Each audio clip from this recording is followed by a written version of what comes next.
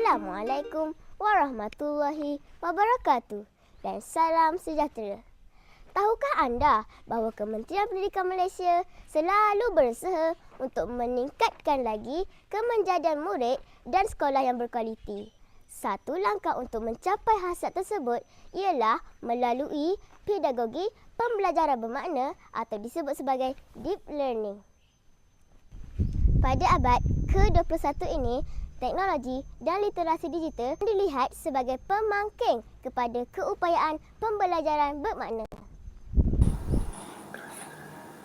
Teknologi sudah lagi tidak asing dengan perkembangan dunia semasa. Allah, timek mandak tolongnya. Allah. Namun, sekiranya tidak dikawal dan dipantau, murid boleh cenderung kepada penyalahgunaan yang negatif dan tidak beretika. Hasilnya, pelbagai kesan akan terjadi seperti perkembangan sosial murid yang akan terbantu.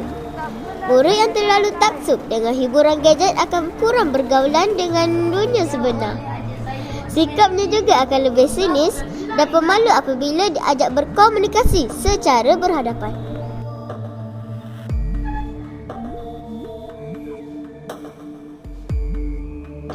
Bodohnya lukisan kau. Kalau tak pandai lukis, tak payah lukis. Kalau awak tengok Lita ni, Kendati pun dalam bidang pendidikan, penggunaan bahan digital secara positif, kreatif dan inovatif sebaliknya akan memperkasa keupayaan murid dalam pembelajaran mendalam. Murid dikehendaki mencipta pengetahuan baru dan menyambungnya ke dunia sebenar melalui penguasaan alat digital. Untuk pembelajaran dikira bermakna, murid perlu mengaitkan informasi baru dengan informasi yang sedia ada pada diri murid. Murid juga mempunyai minat dan motivasi yang tinggi. Isi pembelajaran haruslah penting kepada murid dan dapatan pembelajaran adalah hasil yang tahan lama.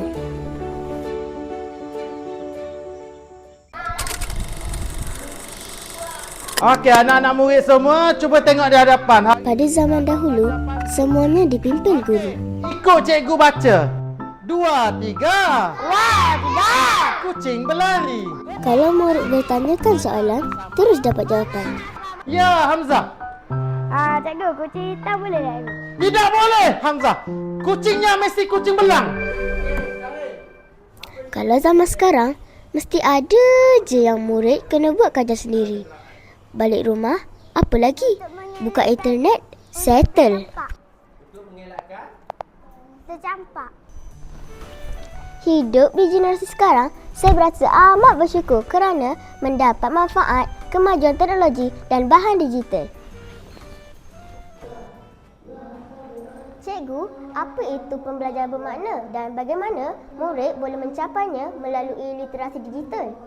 Pembelajaran bermakna terbahagi kepada 6 kompetisi. Keenam-enam kompetisi ini sangat penting dalam dunia pendidikan.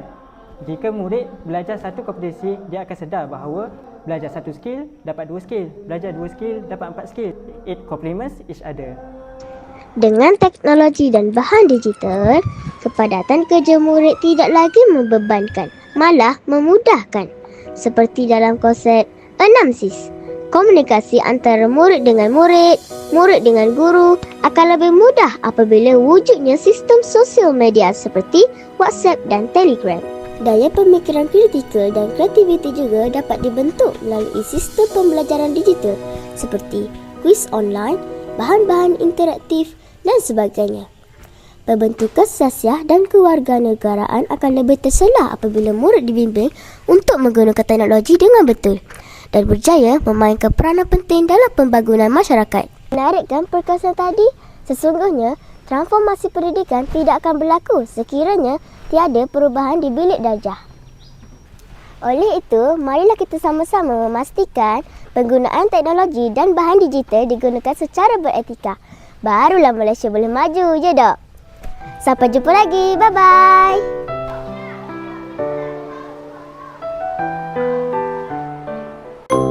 TVS KFC.